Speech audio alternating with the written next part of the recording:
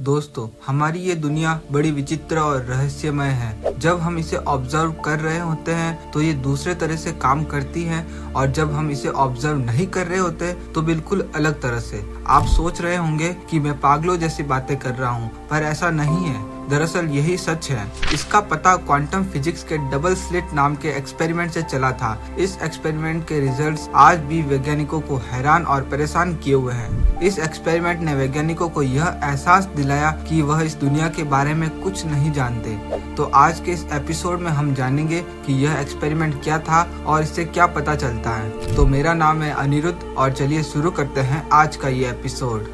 दोस्तों, quantum physics को समझना काफी मुश्किल काम है, पर फिर भी मैं आसान भाषा में डबल स्लिट एक्सपेरिमेंट को समझाने की कोशिश करूंगा। इससे पहले कि हम क्वांटम वर्ल्ड में जाएं, पहले समझते हैं कि पार्टिकल्स और वेव्स कैसे काम करते हैं। मार्बल्स पार्टिकल नेचर के होते हैं। जब आप उन्हें एक गन से एक सिंगल स्लिट पर फायर करेंगे तो वह उससे पास होते हुए पीछे के बैक वॉल पर एक सीधी लाइन बनाएंगे। अब अगर एक की जगह दो स्लिट्स का इस्तेमाल करें तो हम पाएंगे कि एक की जगह दो सीधी लाइन बैक वॉल पर बनेगी।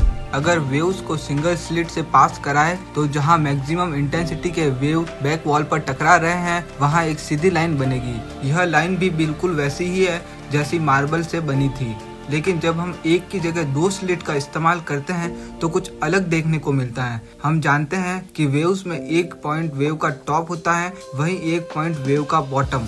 जब एक फेज के टॉप और दूसरे के बॉटम मिलते हैं तो वह एक दूसरे को कैंसिल आउट कर देते हैं, मतलब कि वह इंटरफेरेंस पैटर्न बनाते हैं। बैक वॉल पर जहां दो वेव्स के टॉप मिलते हैं तो उसकी इंटेंसिटी सबसे ज्यादा होती है, जिसके कारण वहां एक ब्राइट लाइन बनती है।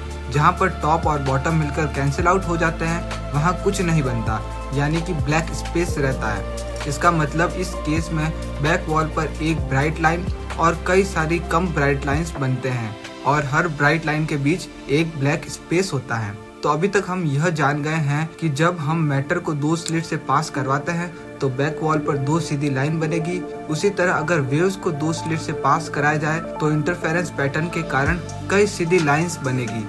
चलिए अब चलते हैं क्वांटम की दुनिया में।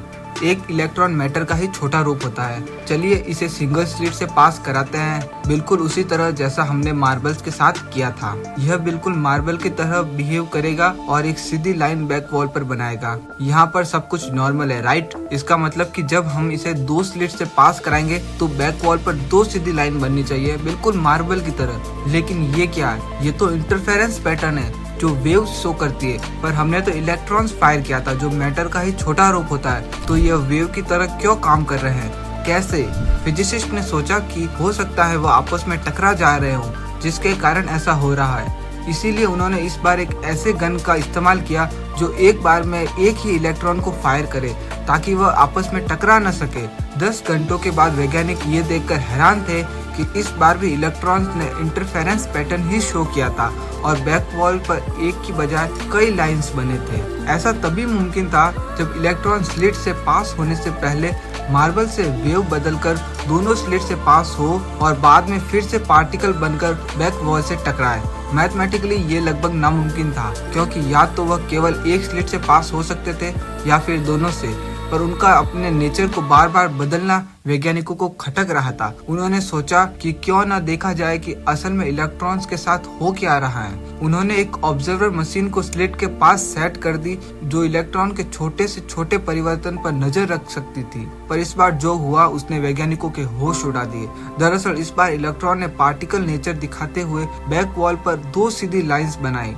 आश्चर्यजनक ये था कि जब ऑब्जर्वर को हटा दिया जाता तो इलेक्ट्रॉन्स इंटरफेरेंस पैटर्न दिखाते, और जब ऑब्जर्वर उन्हें ऑब्जर्व कर रहा होता है तो वो पार्टिकल नेचर दिखाते हैं। ऐसा लग रहा था कि मानो इलेक्ट्रॉन्स को पता चल जा रहा है कि कोई उन्हें देख रहा है, जिसके कारण वह अपना व्यवहार बदल दे रहे थे। वह ऐसा व्यवहार कैसे करते हैं, यह आज भी वैज्ञानिकों के लिए एक रहस्य बना हुआ है। वैज्ञानिकों ने इस एक्सपेरिमेंट को विभिन्न तरह के ऑब्जर्वर के साथ किया और इसका खास ख्याल भी रखा कि ऑब्जर्वर किसी तरह का इलेक्ट्रिक या इलेक्ट्रोमैग्नेटिक फील्ड जनरेट न करे, पर फिर भी हर बार इलेक्ट्रॉन्स ने उसी तरह बिहेव किया। हमारी दुनिया भी उन्हीं से बनी है। इसका सीधा मतलब है कि हमारी दुनिया भी उस समय अलग तरीके से बिहेव करती है जब हम इसे ऑब्जर्व नहीं कर रहे होते हैं। महान वैज्ञानिक अल्बर्ट आइंस्टाइन का भी यही मानना था। तो अगली बार जब आप अपनी आंखें बंद करके सोने की तैयारी कर रहे हो तो ध्यान दे, हो सकता है ये दुनिया वैसी न हो जैसा आप इसे सोने से पहले और जागने के बाद देखते हैं। क्वांटम फिजिक्स में कई ऐसे रहस्य हैं जो आज भी वैज्ञानिकों के समझ के परे हैं।